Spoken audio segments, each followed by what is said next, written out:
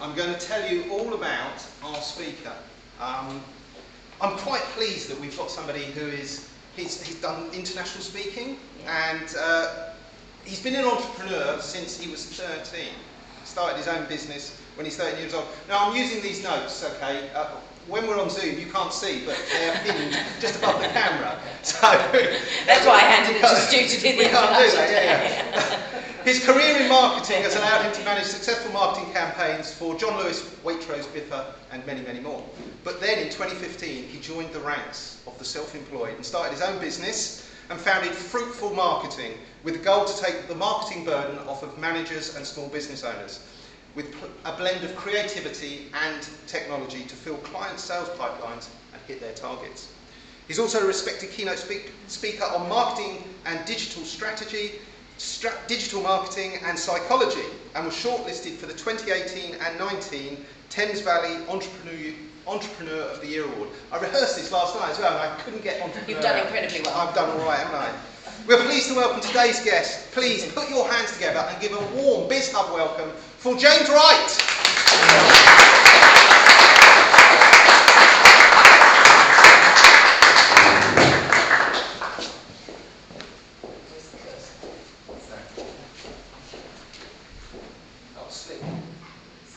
Fantastic. Over to you, James. Thank you. Right. Thank you very much. What an entrance. Thank you for presenting me like that. So today we're going to talk about social media, and just at the start, here are some of our handles if you'd like to follow us and interact, see what we do. I'm very jealous of Signal Boredom with the consistency they've got with all of their names, but sometimes they aren't always available. So they're available here. And as Stuart mentioned, Fruitful Marketing, we're now into our 7th year of business.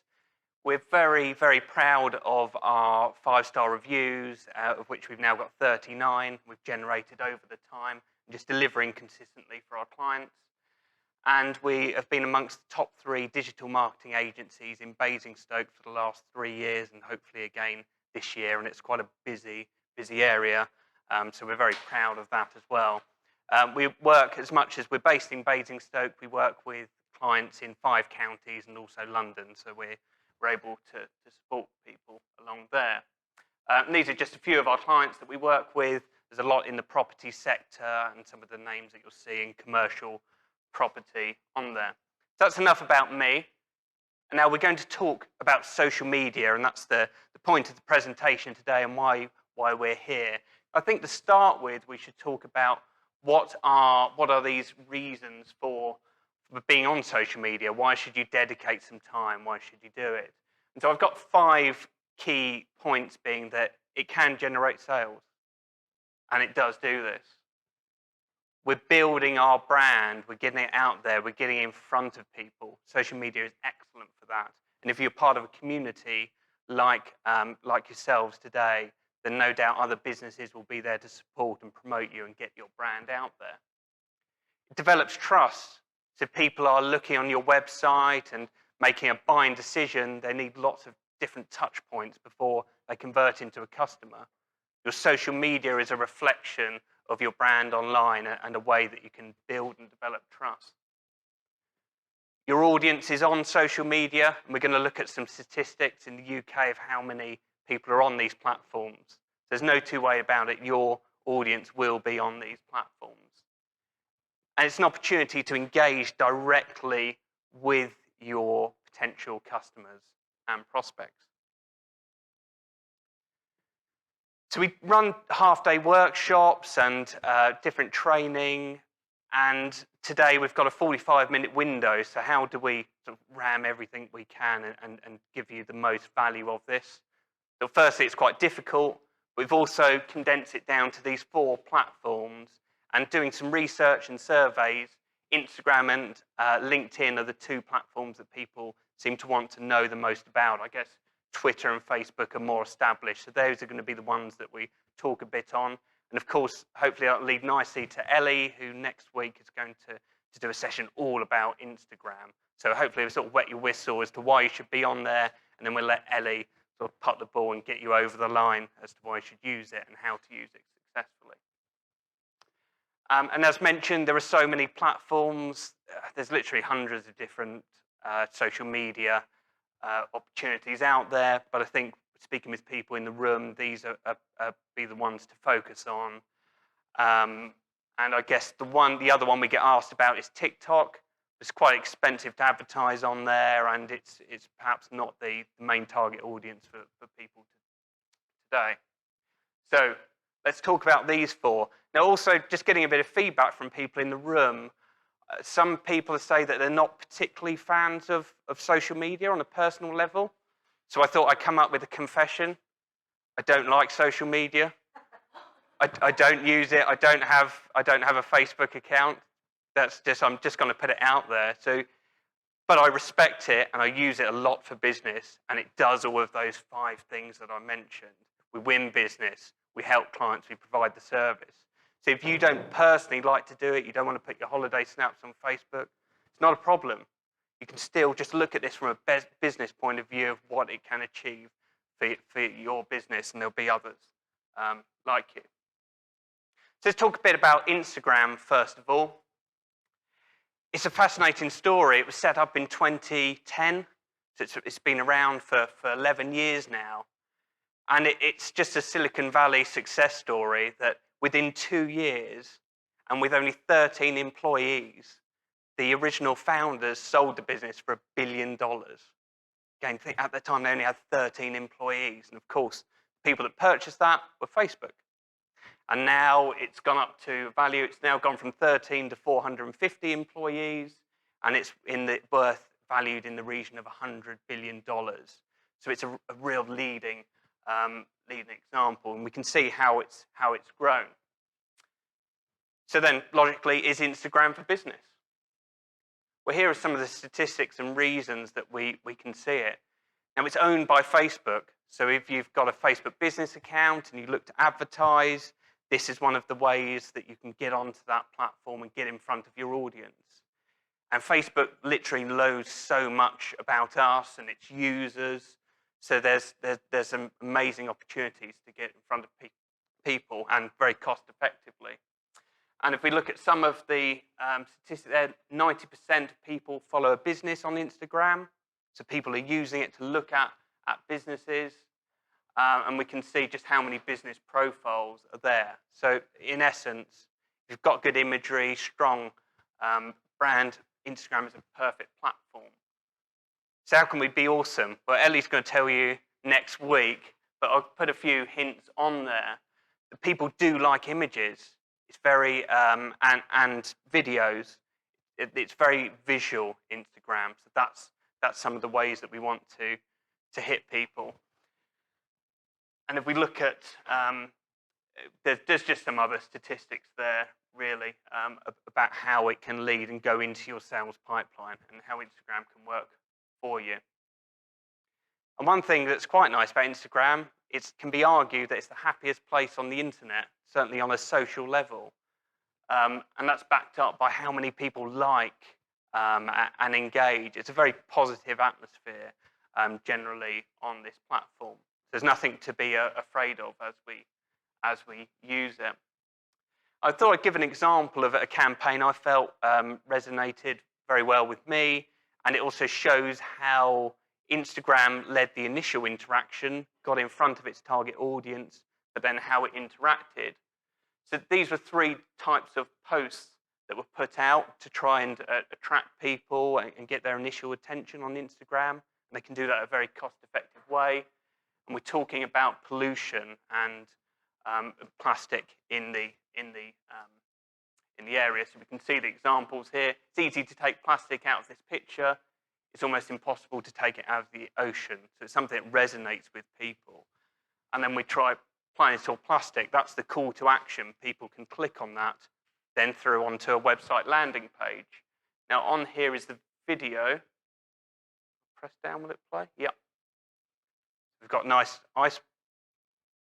What can we see here? You can see actually the power of it. It's a plastic bag. so very hard hitting. So we've drawn people on using Instagram, then they've gone to the website, got a strong short video to get their attention, and then you'd struggle not to take the pledge having watched that. And the idea was that people could make a commitment. I'm going to reduce the number of disposable plastic bottles, straws, cups and lids, and take that pledge. And the idea was to get millions and millions out of the environment. So again, that might just sort of shows a full campaign of how a platform like Instagram can be the initial hook, but then we've got a marketing strategy behind it to become successful. So a bit of a game. We've got 1 minute now. We're going to talk a little bit on influencer marketing. I'd like you to write down in 1 minute how many of the top 20 social media influencers on Instagram can you name. So we'll just take 1 minute to do that.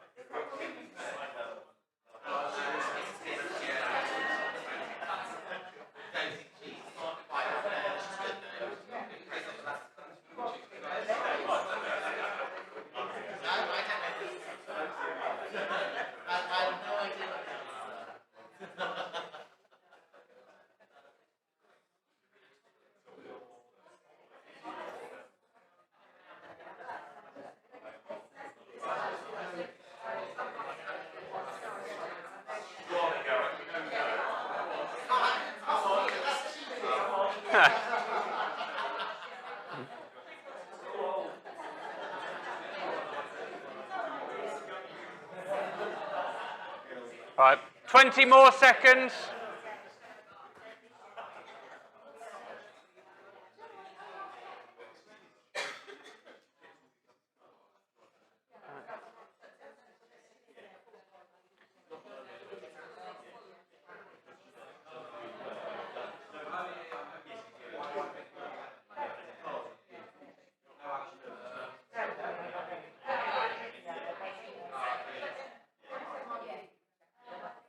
Okay, shall we wrap up there for the grand reveal?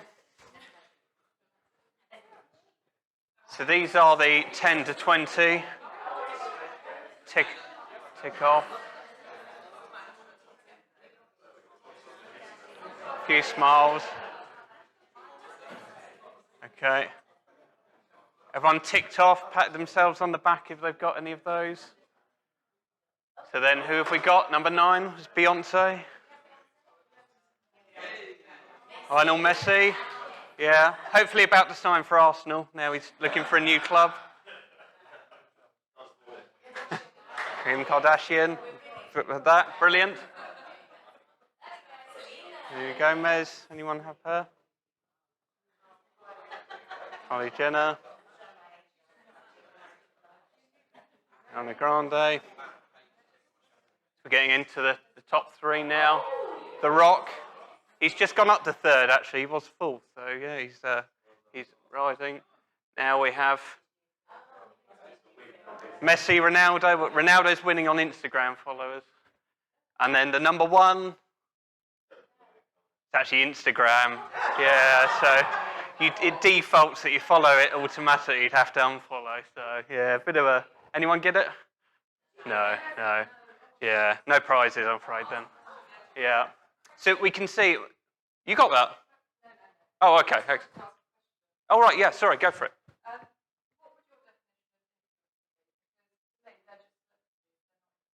Yeah, so it's a good point. We don't have to sort of respect them or buy into them. I think from that we just wanted literally the most followers is how we defined it.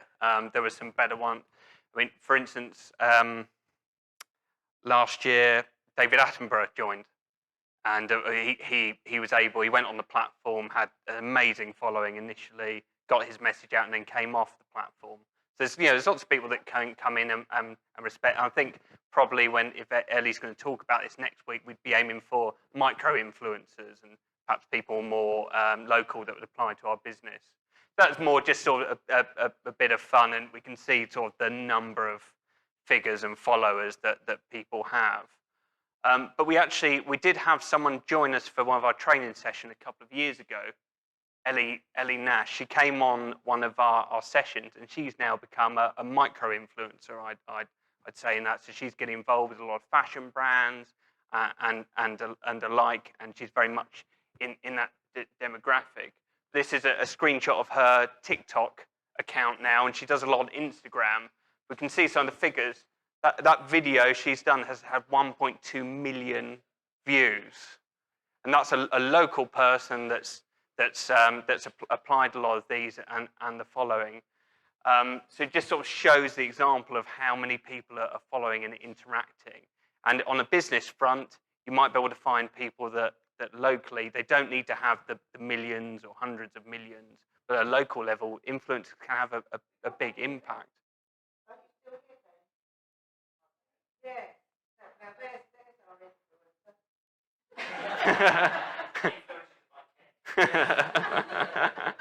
So we'll talk to him afterwards, and if you can follow us all, interact, then we'll jump on your traffic. That'd be great. So yeah, that's something again to consider. I just wanted to highlight. So I'll leave the rest now to Ellie next week for Instagram, and hopefully that gives you some understanding or thinking, and you've got a week to think, will this apply and be appropriate for my business?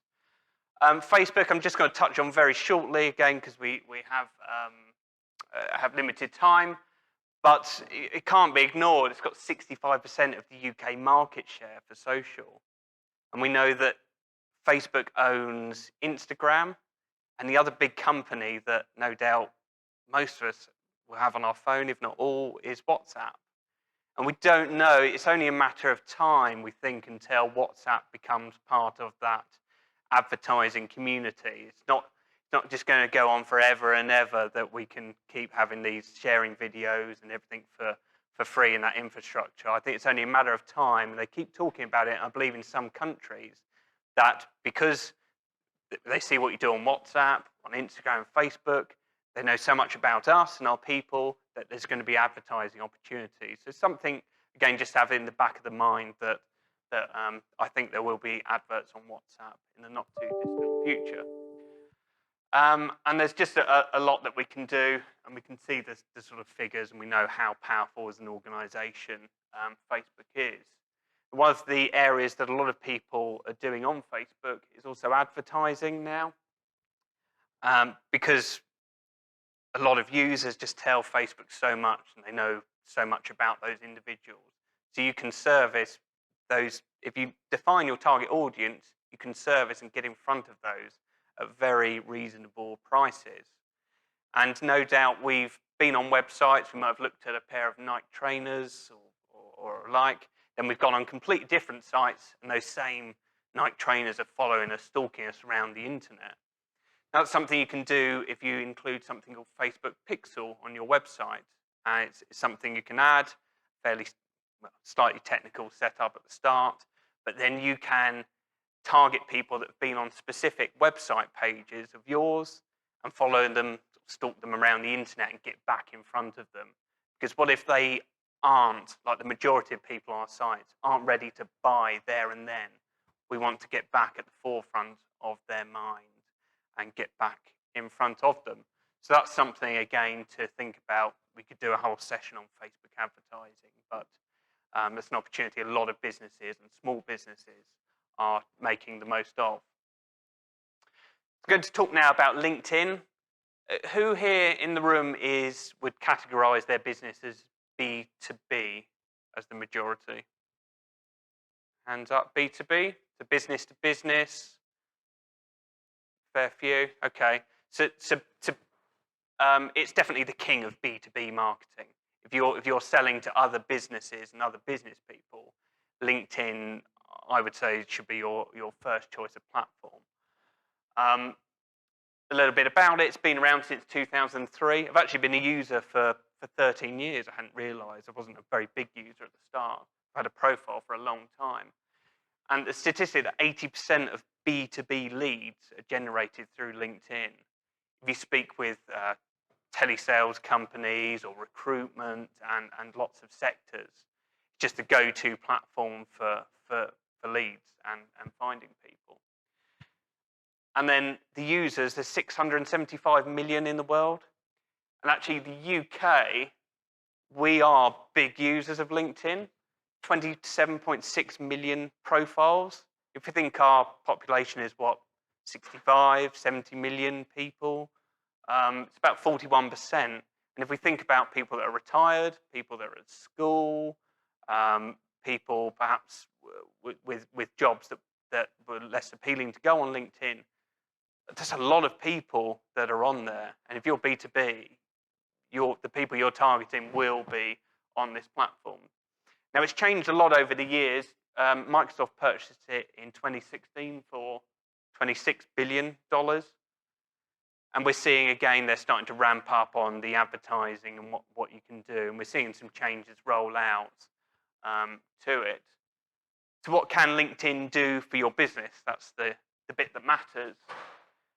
And it very much is our platform of choice. And we can say, hand on heart, the benefits that it's had. One of our first big clients came directly through LinkedIn when we set up in 2015. And really, since then, we've been believers and bought into this platform. So every month, it generates leads for us. And every year, we win new clients, new retained business through the LinkedIn platform. It's very powerful what you can do. Again, you're talking about your brand, what you've done today, interact with BizHub, and it's a good support network. It's also quite friendly and professional. So I know, speaking with a lot of people, they can have a fear of reviews or people saying things. It's very rare to see anything negative on LinkedIn. It wouldn't be deemed as professional to do that. So it's a fairly safe environment to be in.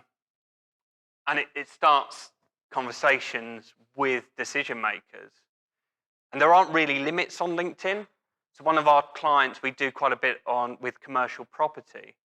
Now, we were able to speak directly to the president of a company, not the president, the president of a large multinational company who's based in America and has decision-making influence on a huge office space in the UK. And that's now with the commercial agents negotiating at the moment. That contract over 10 years will be worth between £7.5 and £9.5 million. So there aren't limits to the types of business or people that you can meet. If we think about traditional marketing and some of the things, if we sent a mailing to someone, there's a good chance that the gatekeeper will intercept and it won't go to that person. It will end up in the bin or the junk. Email, your inbox can be quite saturated at times. It's harder and harder to speak with the decision maker. But LinkedIn, we can give a hook, we can connect with that person that we want to sell to directly on the platform. And as illustrated, there isn't really a limit to the size or potential. Back out that statistic, about 80% of B2B leads come from LinkedIn. So a few changes to the platform. LinkedIn aren't leaders, they're more followers. So they sort of watch what the other platforms are doing, and then they tend to follow once it's a proven success. So one of the things they've added there, you rather than just like, you can celebrate, you can love, you can support. So there's different ways that you can interact. And that can be not only for trying to win new business, but if we think about strengthening those relationships that we have with our current clients, if we put a comment, promote their posts, choose the support of their articles, it's just strengthening our relationships with those clients and building the long-term value with them. You can set up a company page completely free of charge on LinkedIn, And again, we had one for Signal earlier. I think it was a company page with an excellent handle on it. Once you've got it, you can invite your connections to follow. And every month you get 100 credits. So if you can ask 100 people in your network, please follow my company page. And then every month you can do that. And actually, if they follow, you get a credit back. So you can keep doing that. But the clue is in the name, social media. It's about social, it's about interaction. And the more engagement and the more people following and liking, interacting, the larger the reach and potential. So that's something. Set up a company page on LinkedIn and invite your connections to follow, to maximize that. There's LinkedIn Live. Certain people can do that. I think, again, following Facebook Live. It isn't something I've explored. And there's stories as well, which is more something that Instagram do. I haven't had a lot of success with that or for clients, so I just stick with the basics. Another thing they've added, you can click on someone's name, and you can pronounce your own name. So if you've got a name that's not the easiest, it's a way of doing it. Some people are starting to almost put a little sales message with it, so it'd be interesting to see how that's used. And maybe it's a bit of an icebreaker that people looking on your profile, they can see listen to the way you speak, and it makes it be easier when you then have a meeting with them. This is something that works quite well as polls, and it's trying to think of a question that would appeal to your target audience. If we know our target audience, we know their pain points, and we as a service can answer and help with their pain points, then perhaps we'll take it to LinkedIn and put a poll out there. And then inadvertently, you're doing a qualification of your leads, and you'll get the data as to who has answered with what response. And then that can feed into your lead generation or your sales process. So there's lots that can be done on LinkedIn in that sense.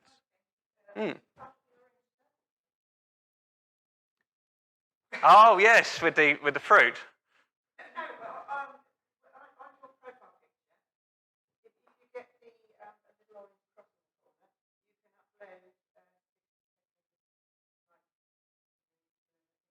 Right. Okay. I've learned. I did not know that. A new function came out. Okay, that's good. I will do that.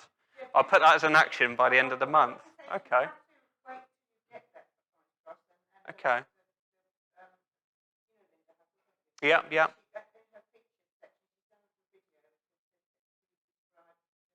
Okay. Cool. There we go. So have a look on your profile when you logged in for an orange circle. Okay.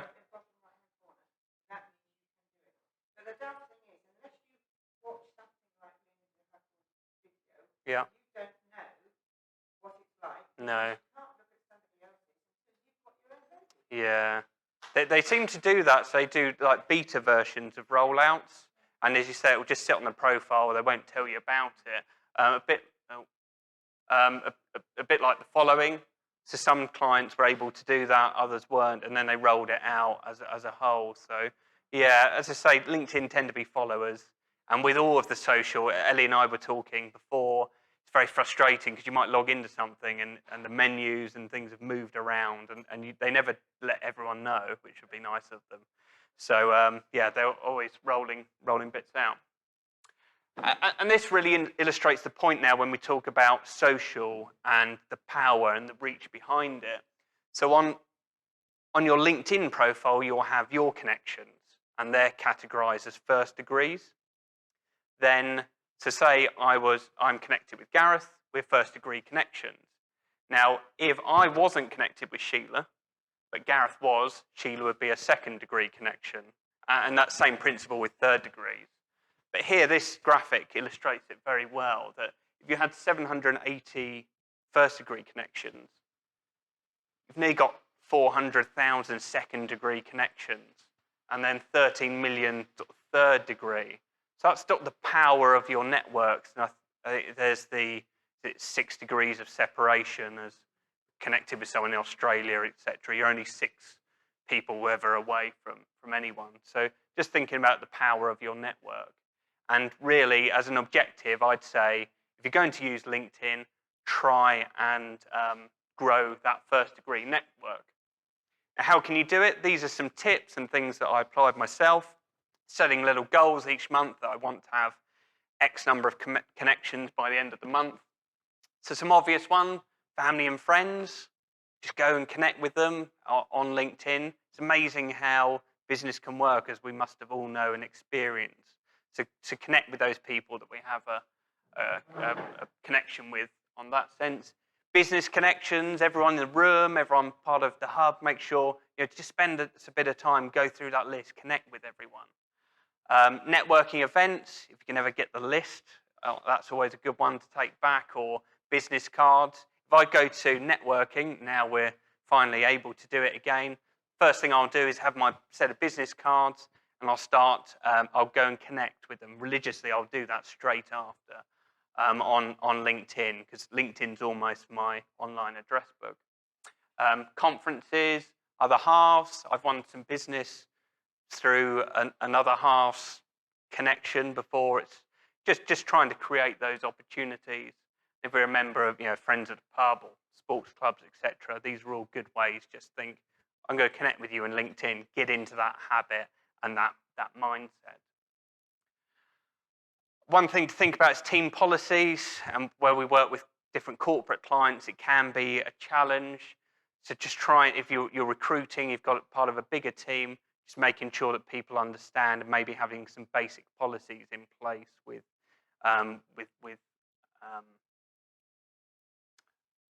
them on LinkedIn. And that can be things like brand guidelines. But when we talk about company buying and sharing of posts, if you make a commitment that once a week or twice a week we're going to post on LinkedIn and you think that's realistic, then a good way is to send that link directly to your employees and just saying, please, can you like, can you share, can you comment, please engage. Because the more engagement and the simpler we can make it, the more likely they are to interact. There's an example of a company that should have had a team policy. Sure, it looks like great fun at the festival, but that wouldn't be my first choice of an employee as their team photo on there. So it's quite an extreme example, but it's something to consider and try and address before sort of an awkward Monday morning conversation. And these also, there are a lot of bad images, and images are important on LinkedIn. So have a look and try and avoid some of these where we maybe obscured the face. Again, we're at a festival, crowded image, because who is the person? We don't know from that. Where it's blocked out, selfies. So it's worth just getting a good professional photo on there. And then the post, what are some of the good habits? And this can be applied generally to social media, but let's look at it on LinkedIn. So I'm talking about the 5-star reviews, and one of our posts we put on there. Now, you can see the names that are mentioned are in blue. They're hyperlinked. So you can tag people into the post, and that's literally by putting the @ symbol and then typing in their name. And then that's good because they get an interaction. They might then comment on the post and to start sort of building up the conversation. So that's a good thing to get into. And again, you can do an @ symbol before the company name, and then people can click, follow your company. So that's some good habits to get into. And it's a bit of a blend on the content as well. I'm pretty professional with most of the posts, and then every now and again, this is sort of as much as I'll mix it around on LinkedIn. So I did a cycle ride around the Isle of Wight, and I was talking about the mental health benefits of it. And it's frustrating a lot of ways. That got 5,000 views, 60 odd comments, 30 odd comments, 60 odd likes. So it's my most successful post of the year, which I'd much rather some of the business ones that were that. But it just sort of shows you can sort of get some interaction, get in front of people, and it's worthwhile. And the final point about LinkedIn is Sales Navigator. Has anyone used Sales Navigator? Okay. It's one of the big services that we do for clients. As we said, over 27 million people in the UK are on LinkedIn. Sales Navigator is a premium tool you can purchase on LinkedIn, and you can define your audience so much. You can nail it down by the job title, the company size, geographically, where they went to school. There's so many filters that you can do. But again, if you know your target audience, you know your including like the company size, where they're based, you can use Sales Navigator and just get in front of those people in that particular job title. And following the same principles we talked about, connecting with them, trying to get a conversation. And this is how we got in front of the president of that company and set up that opportunity for our clients. So Sales Navigator is something worth considering. And if you haven't used it, usually there's a free trial available for 30 days. Now, I think about it before you activate the trial, because you've got to use it to make it worthwhile. We've all done it. We do a free trial, and then 28 days later, we haven't done anything. So have your plan in place, but define that target audience, and then give it a go. It'll sit on the top right usually. Try Premium, and then if you click the right buttons, you can get onto the Sales Navigator.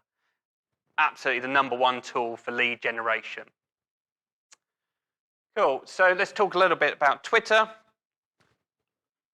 It used to be 140 characters, now it's 280. I'm going to just skim through this because I don't think you'll get as much value. I'm just conscious of time, what else we've got. But it's basically for news. I'd say of all the platforms, it's getting harder and harder to make an impact unless you're tweeting a lot or using their advertising. So if you're going to choose one, B2B, I'd look at LinkedIn, and then Instagram, and maybe caveat with Facebook on there. I think Twitter is more aimed now. The biggest success will be with bigger and corporate companies. Let's skim through. Okay, so how to be a social media success? Don't try and be all things to all people. If time is one of our biggest hindrances, it's better to do less platforms and do them better than try and spread ourselves about. There's hundreds of social channels and lots of fads as well that people can jump in and out of. Vine, for instance, was 6-second videos. That's not here anymore. So your strategies, I'd say pick your platform, do it better, and invest your time, and then look to expand and get that out there. And really, just to emphasize that point, is thinking about your content, and there's a lot of noise. So there's between 4,000 to 10,000 marketing messages we see every day. It's absolutely nuts, isn't it, to think about that? So don't just put things out and add to the noise. Really think about what you're putting there and try and give it a purpose and a bit more about it. I do less content, but do it well, than think, right, I'm just going to put something out for the sake of it every day. The templates, one way you can very much step up your social media and your presence and your professionalism. A chap earlier was saying about the ISO, earlier. So when we're trying to appeal and look larger and appeal to bigger clients, one way we can really step up is by having some templates and getting your brand behind it. We're in the process of doing that for Fruitful. We're working with Rob Fryer. He's not here today, but I think you guys will know him down at Signal. And he's actually creating it on a program called Canva. Anyone familiar with Canva? Brilliant. It's a great tool. It means you don't necessarily need thousands of pounds on Photoshop and Illustrator. It's a brilliant tool, but you can speak with a designer and get some very professional looking templates, and then it will keep your brand in place. You can just upload, you can then edit the text yourself and the images and keep that uniform. So that's an investment I'd recommend speaking to people about. And Canva is about as easy as a platform that you can use for this. It's a good way as well, if we don't have thousands of pounds to keep going back and asking people to tweak it, if we can do it ourselves or internally, but using the great graphics that a professional designer does for us. Here's an example of a client that's just done exactly that. So their social wasn't very consistent, and it looked very different to their website design, but now we've brought it into uniform and very much keeping their corporate identity. So this is an example of the sort of thing a template would give you. And how can I manage? We talked about the time, big hindrance. I don't have time to do my social media. There are tools that will help you do that, and what you can do is use scheduling software, and these are the three of the most popular. So it might be, okay, I'm going to dedicate a few hours, set up my social media for the month, and then you know in the background it's happening, it's going out there. Whereas if every time we do a post, we're stopping doing productive work, it's not an efficient way. So these tools such as Buffer and Hootsuite are the most popular. They have free versions. I think it's about $15 a month to upgrade, dependent on what you need. But that takes a big burden and can make your working day far more productive. So they're quite cool because they're based in Brighton, so UK. Meet Edgar. They're based in Brighton. They might have been bought out now. But one thing that's quite smart about them is they use AI, so artificial intelligence. So they'll skim your website or a page and then try and create content for you. It isn't there yet. It feels like a robot skimmed a website and created some posts.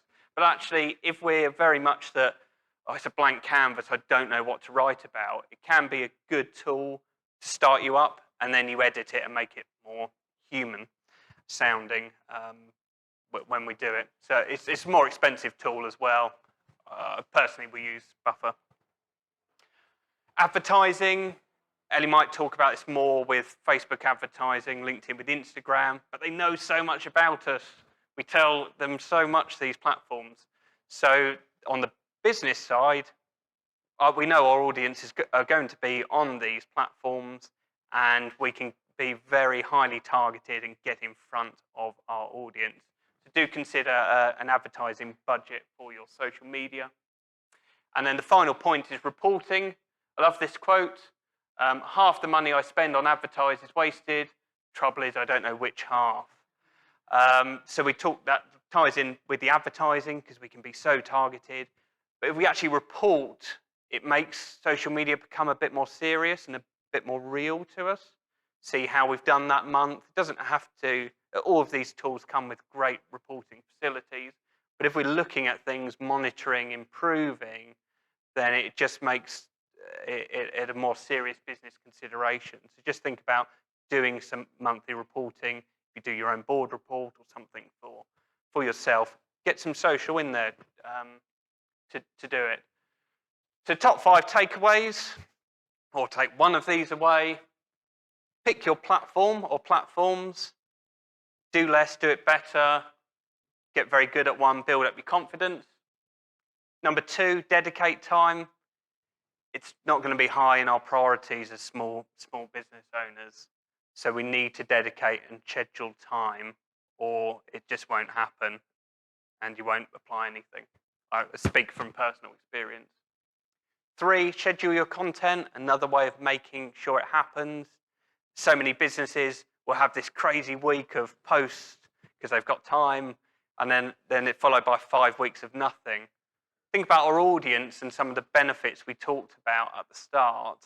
What sort of impression does that give to them when they're building up trust with your business, when they're doing their research, when it's part of these 9 to 13 touch points as part of the decision-making process before they convert to your customer?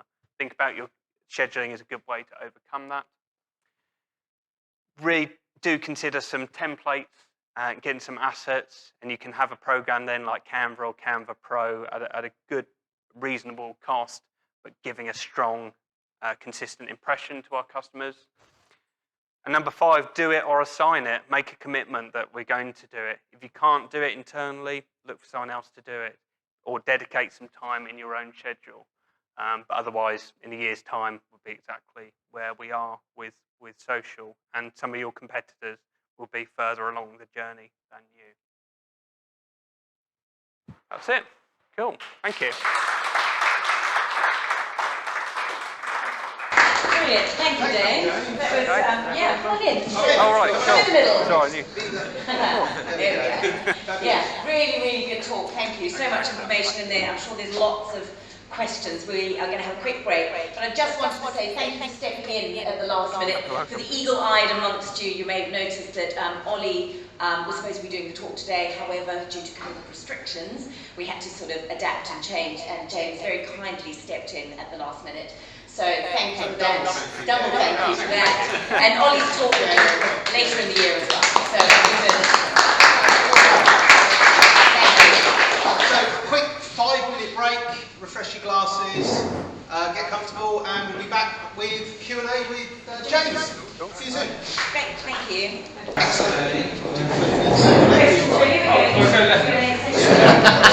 Some people do, it's just a preference thing. Good to be back. Nice to see you again. We're going to have a Q&A session. So I'm going to start with the Q&A session. I do have a question. Karen, I know it's going to be a real pain, but could you get the last slide up with the 5 actions for James? James's, I think it was one but last slide. Because I think it's interesting to have those up there to remind you what the takeaways are. So whilst it's nice for us to have the hub up there, I think it was that one. That's the one. Yes. Brilliant. So, if you've ever spent any time in my presence, I'm really hot on process. I really like building a process because that means as a business owner, you can get somebody else to do it. Now, if you are the sole proprietor and chief cook, bottle washer and putter awayer, that's going to be you. But it is how you grow a business is by creating responsibilities around tasks that you can hand off. I see that James has put this kind of thing in his final 5 points, you know, by scheduling content, creating assets.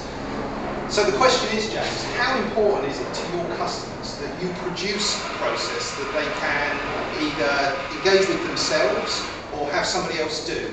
Is that one of the really important things that people come to you for? Yeah, I think, thanks, Stuart. That's a good question on about the process. And I think it's, especially if you're working with customers and you're outsourced, it's fundamental at the start to work closely with the business and get an understanding.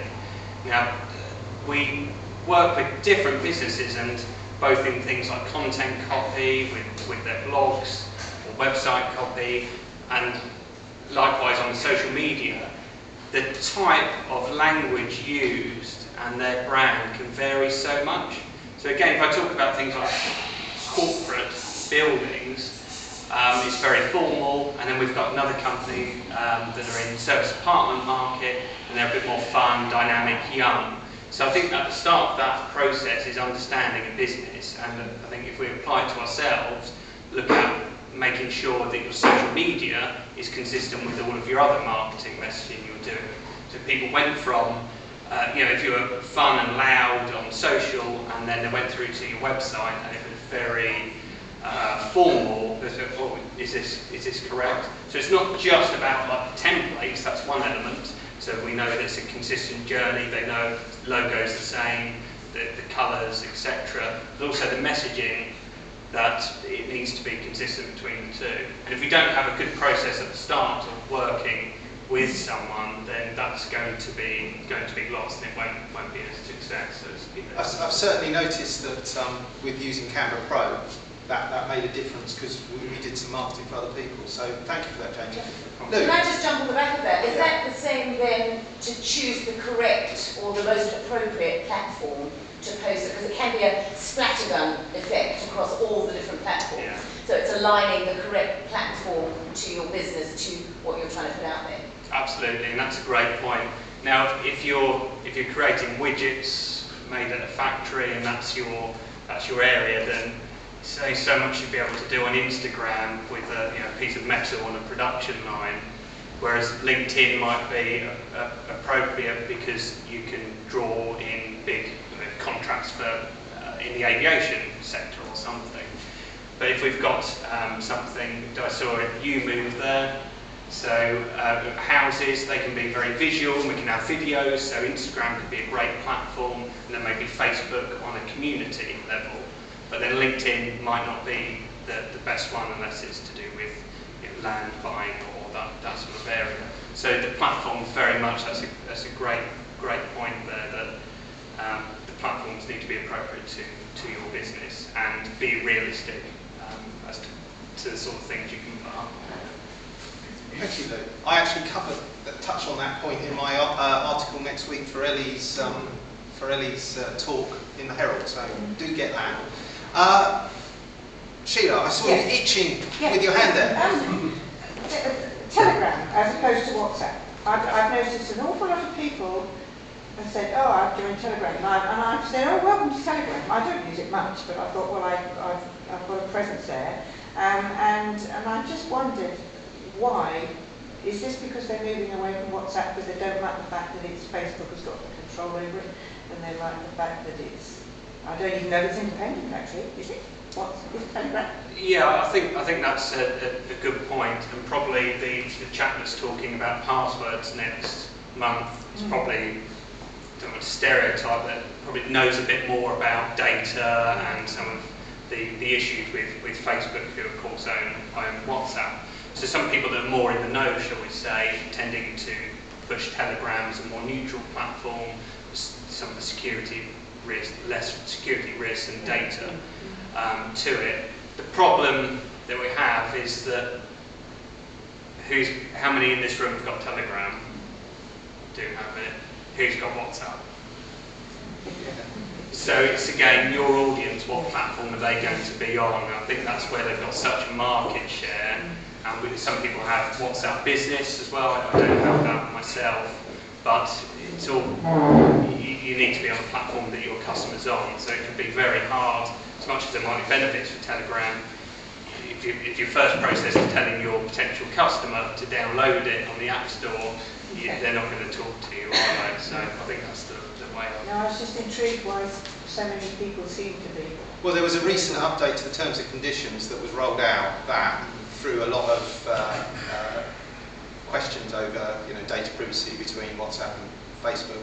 Facebook went some way to address that, but it meant that a lot of people migrated away because the terms and conditions changed. But again, you're giving your information to somebody at some point. You've got to make a choice as to whether or not you have network reach. And unfortunately, if WhatsApp's the game, you have to play it. So that was. I've got quite a few questions, but I don't want to monopolise your time, so let me know how many of that.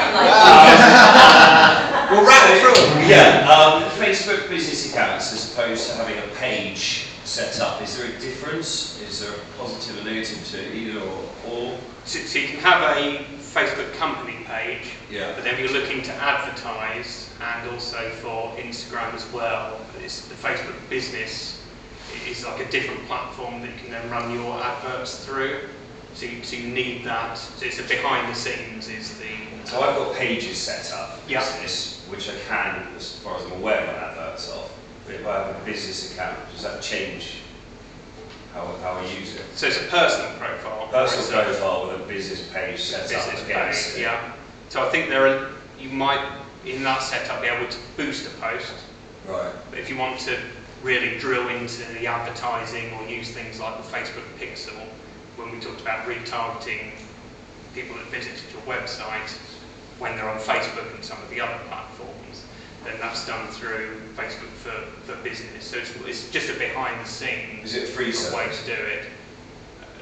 To set it up's free, and the Pixel, but to advertise, you pay for that. Yeah, there's not a subscription charge for it per month. No. On the Instagram thing, one of your things said, use blue overtones, 25% more likes. What does that mean? So it's just a colouring statistic. I don't know. Do you know what using blue overtones, by putting the sort of a blue within the imagery, or you could put a filter on it. You could take a picture which has predominantly blue in it. You know, wear a blue suit. you could wear a very blue suit. It's the same as apparently it's the same as having on stand out. Blue in it. Got blue in it. Yeah. I do wear it. Not today. I mean, it's always worthwhile split testing any of your content, you know, trying different things. When you're looking at something like that, whilst that looks like a really big number, you know, 25% more likes, doesn't mean to say your post will get 25% likes if everything is blue. It just means that generally across enough clicks, they have noticed a trend towards that. Now, most small businesses don't get near enough the amount of data or clicks to make a statistically significant conclusion from any of that stats. But you can, when you are taking a photograph, if you know, oh actually, yeah, blue, right, let's try and position it so it's a little more blue, put maybe a blue filter. Exactly, yeah. You change your logo, change your eye colour. Blue skies all Blue the skies, yeah. So whilst it's important to know this sort of stuff, take it with a pinch of salt, because a good picture is worth 1,000 words. Yeah. I saw 25% more likes. I thought it was quite a lot for blue. Yeah, no, keep going. Sorry, when it comes to LinkedIn, almost a bit like the Facebook, so I've got Edward Spice, that's my name, set up. Yeah. Should I have a business profile? For instance, we make bars, but we make them commercially and for people's houses. Yeah.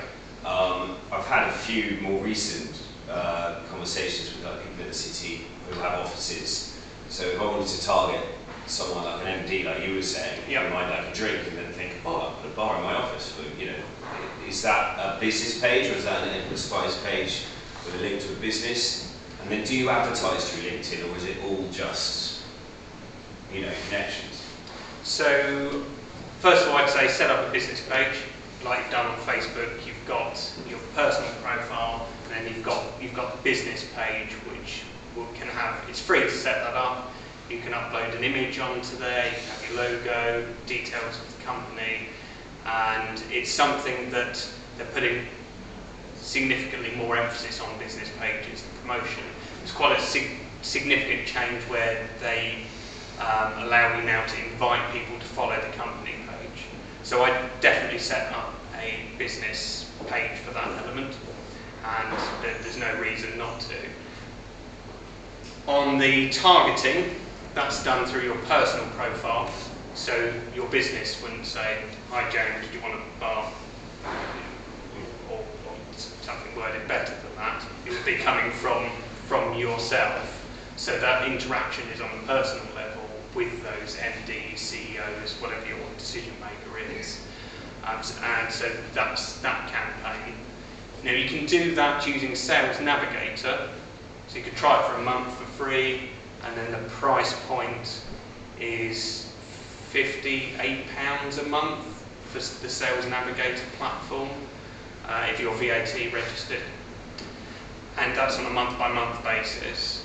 And you can connect with up to 100 people a week doing that, but drill down into your target market. Yeah. London, company headcount of 50 plus, MDs only. So you're getting a very targeted list using that process. So that'd be something to try. And once you connect with them, you've got them forever as a connection, unless they haven't connected you. So it isn't, you aren't just connected on Sales Navigator and then think, actually I don't want to keep this going and then lose everything. But it is a separate platform, so you click on it and it literally opens up a whole, don't know why I keep doing that. It opens up a whole new window, and it has its own inbox. So you do have Sales Navigator inbox. I'm probably giving you too much detail here. But I'll just leave in there, if you're thinking, you know, 58 quid plus the VAT or whatever, it is a lot. You think to yourself, how many customers do I have to get from this to make that back? And if I would guess that a bar is not something that costs £5.50. No. You know, people are investing some money in it. So Pint in a bar. But the point is, you know, look at it as an opportunity and think, right, I'm going to spend 3 months giving this, you know, a serious push on a daily basis. all I need to do is get one customer and I've covered the cost of that. That's the way to think about it rather than, oh God, it's 58 quid, because if it's not working, stop using it. And Definitely actually, try it. they've added a feature called where you can put in your services, and that costs nothing. Yeah, you can list those. Okay, 4 or 5, isn't it? You can have, I think, 4 or 5 services. Yeah, I think you have services and then you've got hashtags, and that's Yeah, quite good yeah. because things that might be relevant Yeah. coming up with those Yeah. hashtags come on there. That- Also, I wanted to answer your advertising as well. Yeah. So Microsoft has purchased it. The advertising opportunities are large on there. And we're running various campaigns where you can target again by job title, company size, location. At the moment, video advertising is quite reasonably priced. Now, it's a different kettle of fish to Facebook, where you can get quite a bit for a tenner if you boost a post. It's more hundreds to thousands over a campaign on LinkedIn. But at the moment, we're getting in front of HR directors in a specific location with a company headcount, and for a penny a view on the videos. We've got a nice video, so we're nailing that at the moment. Might go up to £1 a view next week, but that seems a good opportunity. And then we can retarget, as Stuart's saying, that's not just throwing all the money down one channel. The people that have viewed 75% of the video, we're running other campaigns. So the entry point is a penny a view, which is a bargain, and then we're willing to spend more just targeting those people that have watched 75% of the video. We know there's some interest, they're warmed up to then convert it. So there's lots that can be done. I'm guessing that would be something useful for you, Dave, to get in front of facilities managers and decision makers in bigger companies. So definitely worth, especially when you've got the ISO accreditation, gives you the credibility to build that trust with them. So, even if it's just a brand awareness that you then follow up with a mailer campaign, that's the sort of thing that James is talking about that is a campaign. It's not anything more special than that. It's just warming up their interest to the point where they're willing to have a conversation. Lisa, I saw you raise your hand. If you've got any more questions, Ed, I'll come back to you. Okay, Lisa. It's on a similar theme actually. LinkedIn, a lot of my clients are small businesses, so it's 2 or 3 employees. On LinkedIn they've got a business page and they've each got their own personal page. Yeah. What's the most, would you say, the most effective strategy for posting? Should they post everything on their company page and reshare that on their individual pages? Or should they post on their individual pages and reshare that on the business page? What works best? Or should it be That's an excellent question, and the answer now is different to 12 months ago. This is the challenge we have with social. There was a big push for business pages, and then they've pulled back a bit. So the algorithm is changing and adjusting a lot. The best practice that we tend to recommend is to set up your company page, because you've got all of the details and the website, telephone numbers, other calls to action, and everything about the history of the post. So with customers, we tend to post it on the business page and then ask all the employees now interact with it, like it, comment, share, and start putting it out that way.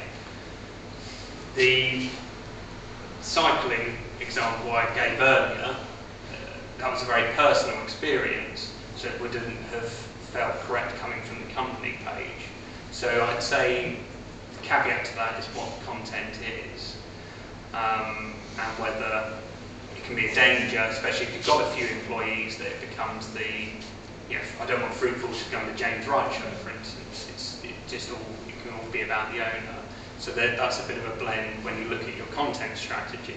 It's making sure it's we instead of I when it's coming from the business page. But I'd say that's the best practice. But also try different things and see what works. Excellent. How many people here feel that their LinkedIn profile, Facebook page, or other social media profile really is working for them for their business? If I improve my bio. Okay. So there's room for improvement. There's a lot of room for improvement. And just out of interest, and not a part of what we've discussed, how many people here have a Google My Business profile and keep it regularly updated? I've just got one. Fantastic. It's a really good tip is to keep on top of that, because Google really is rewarding people who do. One of my customers sees. What's interesting is that there isn't a category for me, and so I've had to put B2B. Right. Yeah.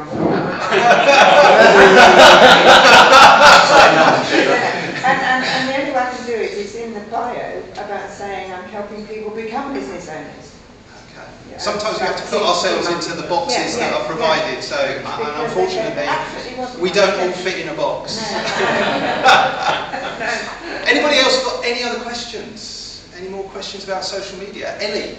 Do you have a suggestion for how many times someone should post on LinkedIn? I used to, and then I found over the years that it's best not to set that for people. I think when we sit down with companies, so we've got a new client came on board last month, and we're posting once a week on there. And I sort of go back, well, my thinking's changed over time, but just the amount of marketing, I didn't turn around that time.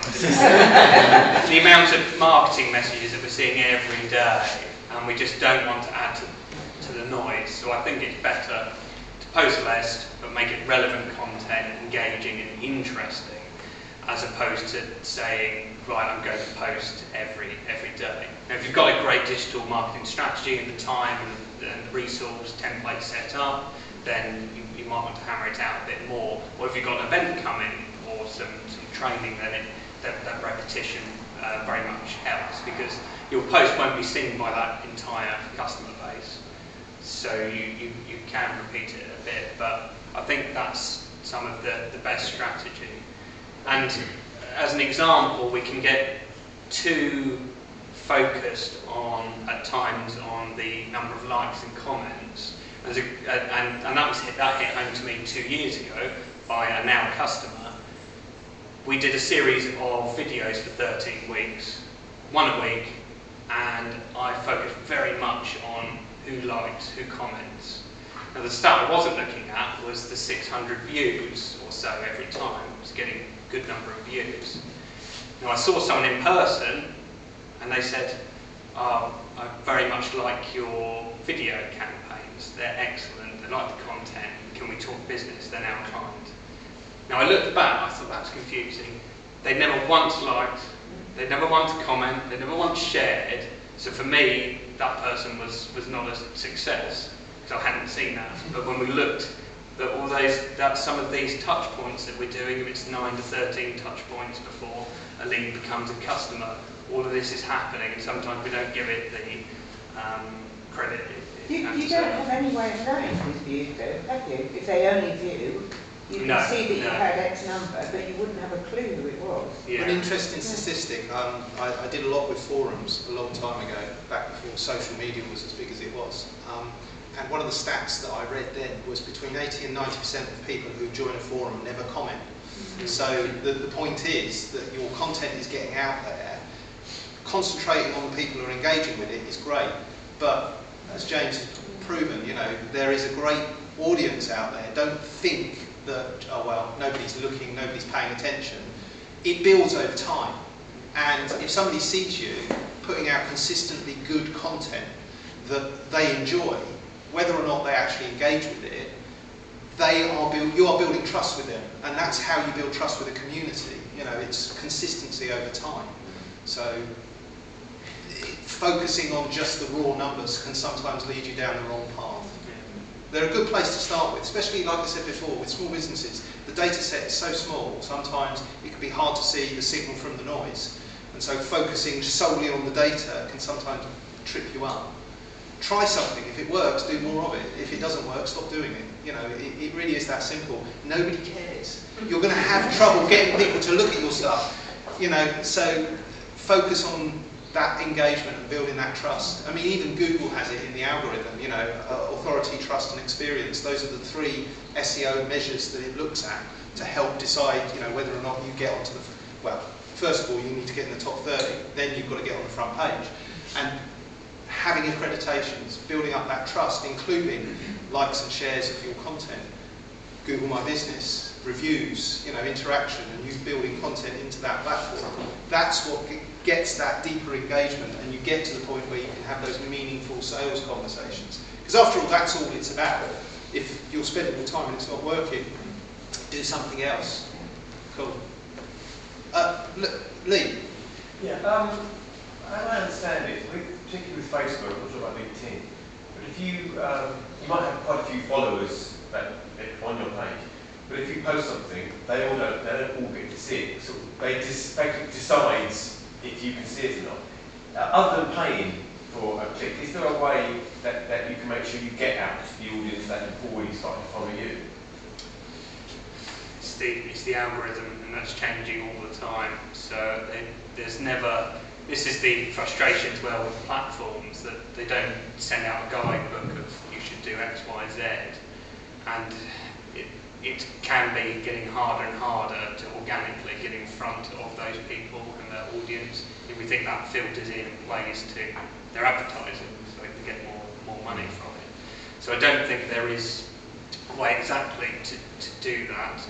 If people tend to engage and like and comment, so interact with your posts, then that seems to be a good way of them seeing future content, because ultimately the platforms want you to stay, to have users on them for as long as possible.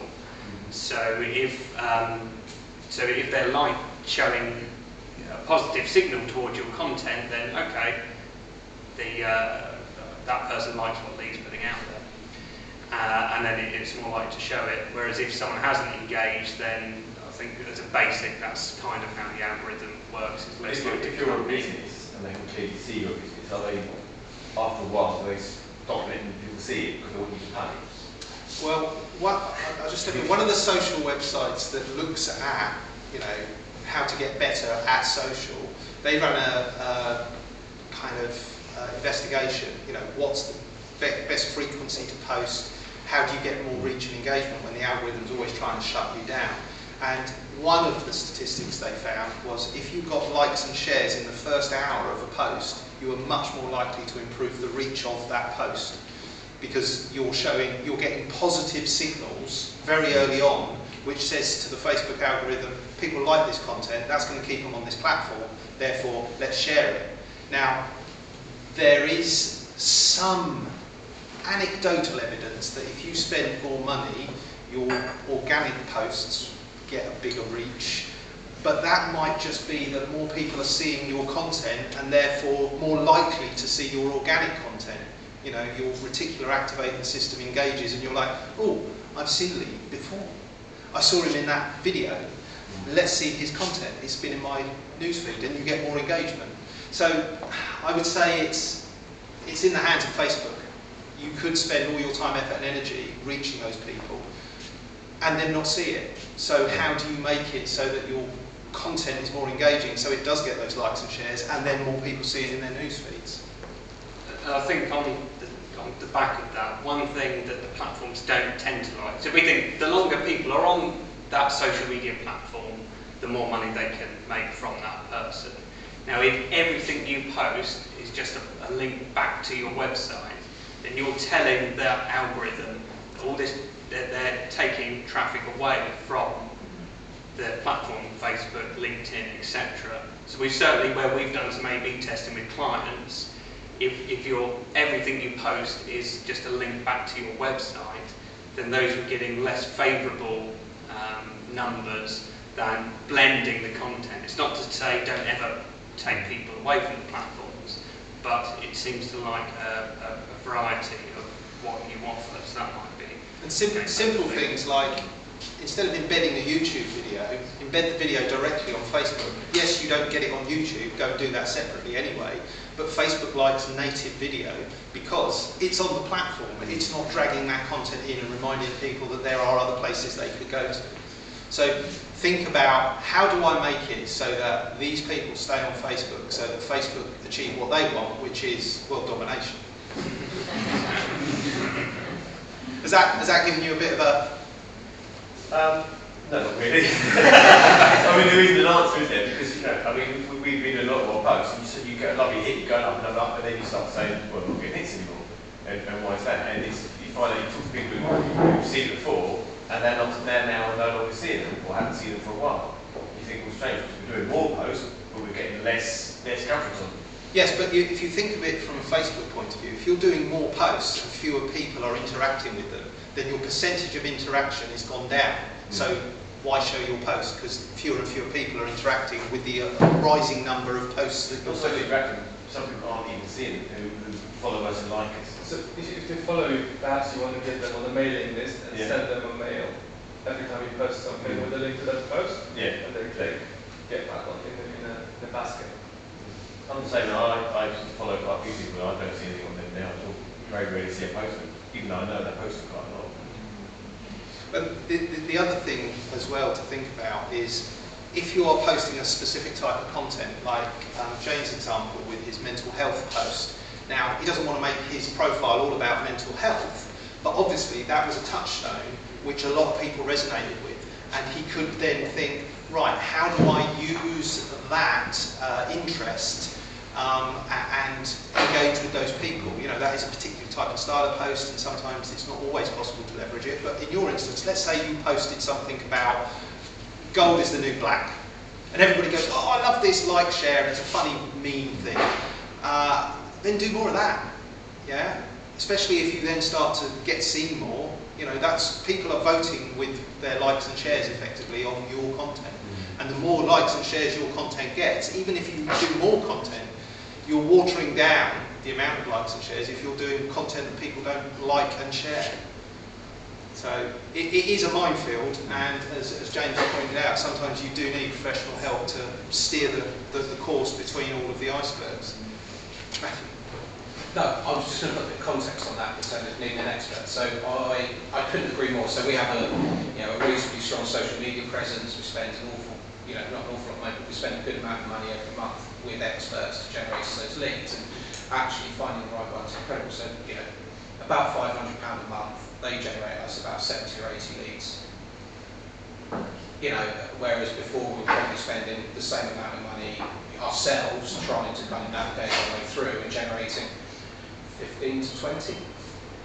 So getting it in front of the right person, getting them dealing with that for you, can transform your business, and that then just allows me to concentrate on the day-to-day stuff. Here's a new house we've listed. Here's videos of a house we've listed.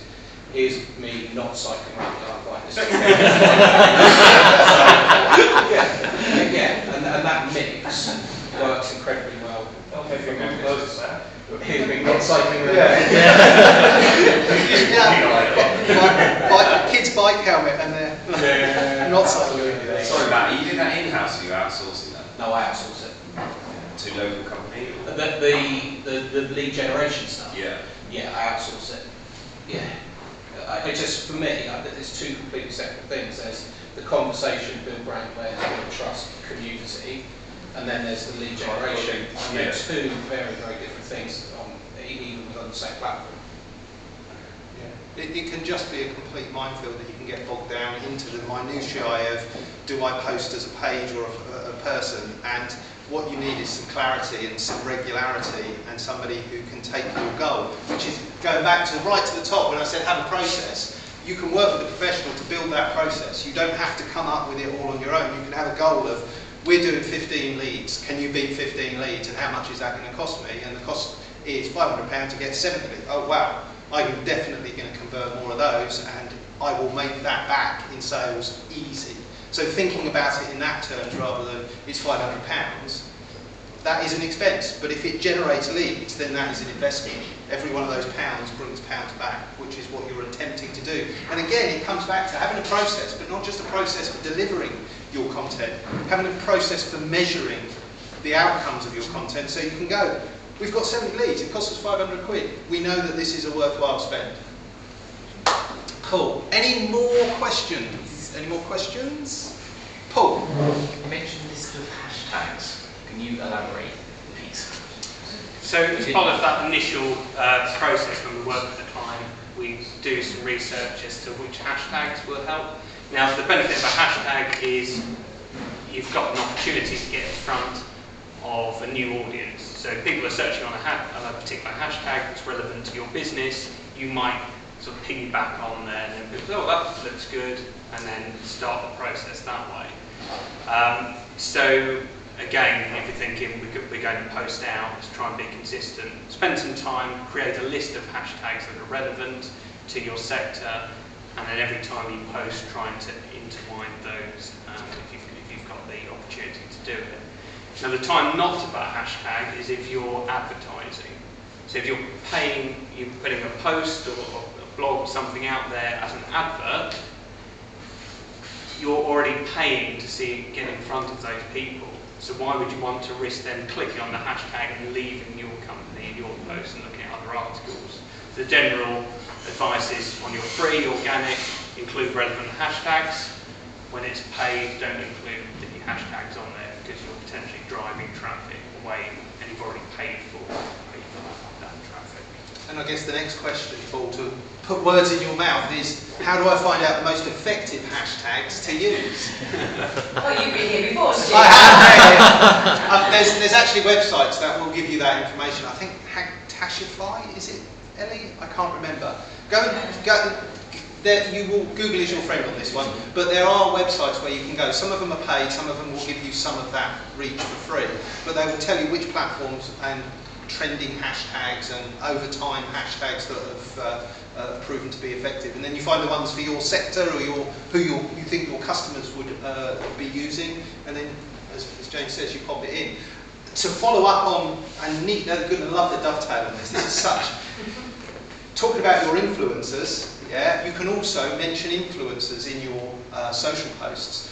If you pick the influencers at the right level, so if you pop something in and you're a sports shop and you mention Lionel Messi, he's very unlikely to either retweet or follow or do any of that. But if you picked a local sports legend, somebody that everybody in the community know, and you mentioned them, and then they liked and shared your post, you've suddenly improved your reach for just nothing more than a mention of someone. So always think about, who is relevant to my audience that I can mention in my post that might share my message with other people. Hopefully that's a comprehensive answer there, Paul. You can go away with those nuggets and start becoming a hashtag champion.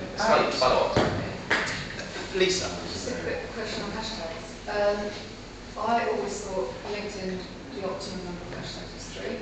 I actually read something last week which said it's changed to anything above 5 and below 10, so 6 to 9. What's your... That's a very new change because last week it was 5.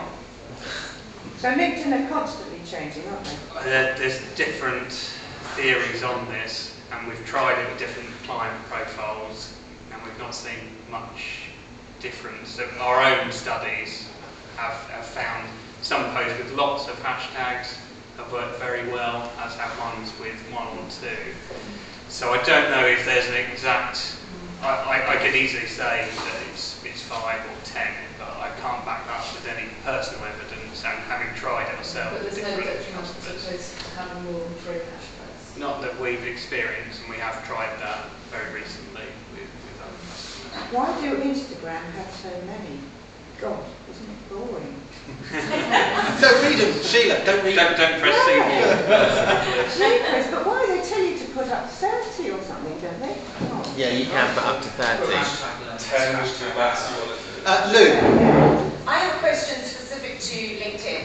So back in the day when we were previously all in the room, you used to be able to go onto LinkedIn and go search nearby on LinkedIn, and you used to be able to link it with everybody by Bluetooth to your LinkedIn. Right, how did you find it? Have they taken it away? You get pinged now for that instead. You what? You get pinged instead. I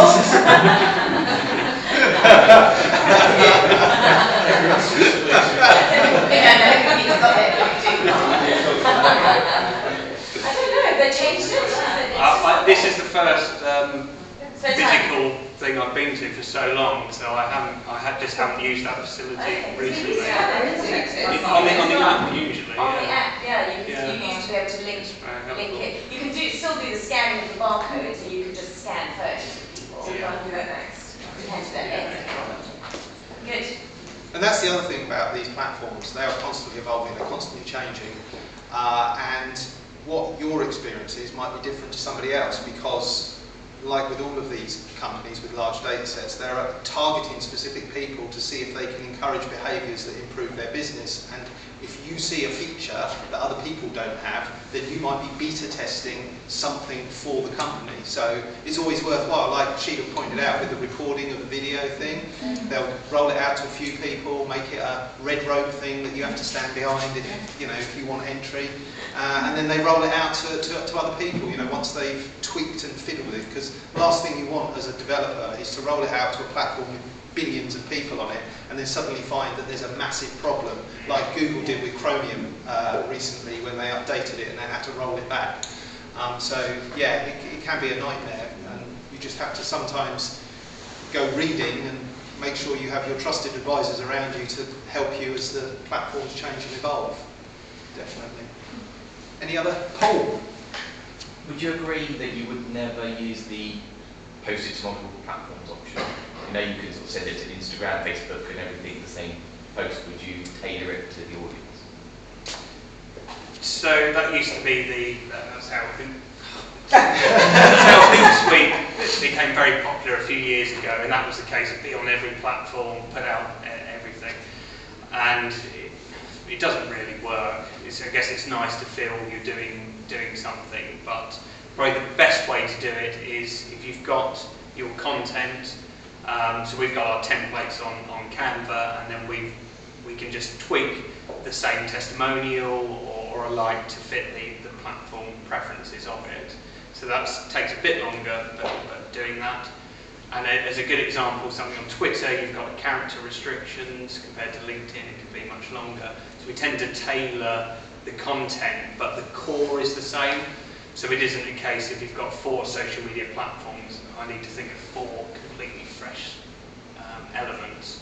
But tweaking that message and having the same core is the way that we tend to go around it. We tend to mix things up on Signal. You've seen all the social platforms we're on, and we're lucky we've got team members, but we're all thinking about, how do we take our social media and include our customers. Today I went and had a wonderful coffee at Dane's Acorns down at Base, and took a photograph because Tracy, his business partner and wife, did what? Yeah.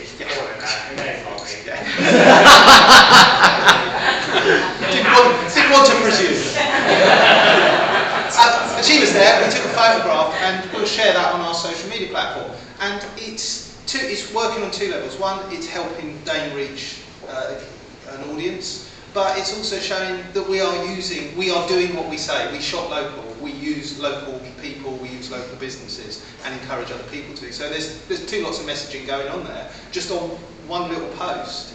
And making sure that you're staying relevant to your target audience is the key. It doesn't matter what platform you're on. If they're watching on video, do a really interactive video. Yeah. Emma. So a quick question, is it still really useful for location-based businesses to get Facebook check-ins? And because now we're back in the room, should we all be checking it at the bus to things and so on? Is that still a thing on Facebook? Should we get people to check it at Signal when they come? A lot of us here have shops or bars and retail outlets. Yeah, I think it can only help. And Facebook, one of the biggest strengths on it is that local community.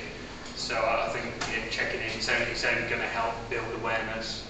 I did notice something yesterday. I was on Facebook, I'm promoting a music night, and I typed in Borden as a search term, just to see all of the local groups. And one of the things it gave me was places to go in Borden. So I clicked on that, and it was a really odd page with a real random mixture of businesses. Most of them weren't anywhere close to Borden. One was in Farnham, one was in Guildford, and then below there was like other nights out, and these were again all random. And I thought to myself, I wonder if that's a beta test of what's going on in your local area. I couldn't figure out how I got my page as part of it, because I am in Borden, or there was no edit to it. So, and that might be something that they're working on, they're beta testing, seeing how much interaction they get. And anything that encourages interaction is a good thing. Emma? Just to say, everybody would like to chip in at the bottom. Not the event hosts here, well, the venue hosts. So do check in at the bottom. Thank you. So is it, when you're doing do you need to have a personal page as well as a business page? Is that how they set it up? Or can you ditch your personal page? Because if I go for, if I set up a business page and someone goes to look at my personal page, they'll see 9 years of me being a member on LinkedIn doing absolutely nothing with about 6 different companies that I've tried. So should I ditch them all off and just say, right, that one links to me just doing that? Or can I have multiple businesses on my personal page? Like, how do you?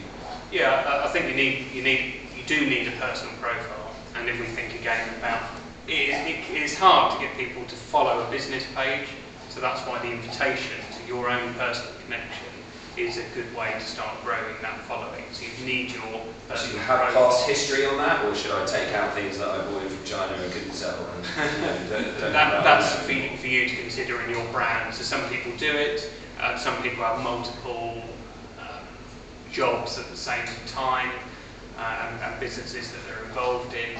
But I guess it's if from the way you're describing it, that it do you sounds think like people there's like to see an something- entrepreneur who fails and succeeds, or do people like to see just success? No. Do a survey on LinkedIn. I think Well, I'm going to use it first. I think it's one of those things is whether or not it's relevant to your end user. And I've done lots of things over the time, and what I've tended to do is I've got further away from them, is blend them in so that it was like, business development.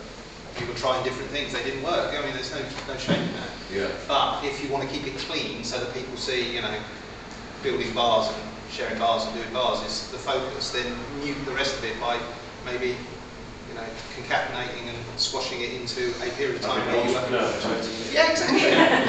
we've all done stuff that we're like, why the hell? I mean, look, it's Right. I think we're there. I think we've exhausted James. We've let him go. We can build his strength back up for another tour of the Isle of Man. Is it next or? What's next, James? I actually broke my collarbone, so I'm not cycling at the moment. Yeah, mountain sling now. Okay. So yes, yeah. Well, keep us informed. Yeah. We'd like to see your travels. Thank you Thank once you. again, ladies and gentlemen. Please.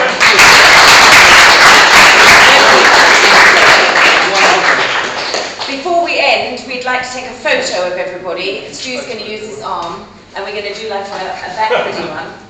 And everybody in the room. Everybody in the room, I think. Can you see both sides of the room? We'll see how wide the camera goes.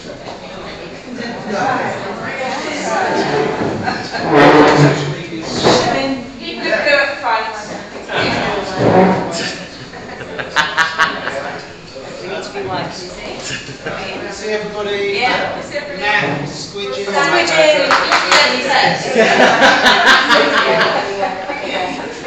Oh, Matt, sit down. 3, 2, 1. Cheese. I'm just taking the. All good. Thank you very much. Thank you. Stitch all those together. Let's stitch them together. Thank you so Thank you much so for much. everybody coming. Do stay, Yeah. go downstairs, have lunch, network, enjoy. Thank you very much, and we'll see you next week for Ellie.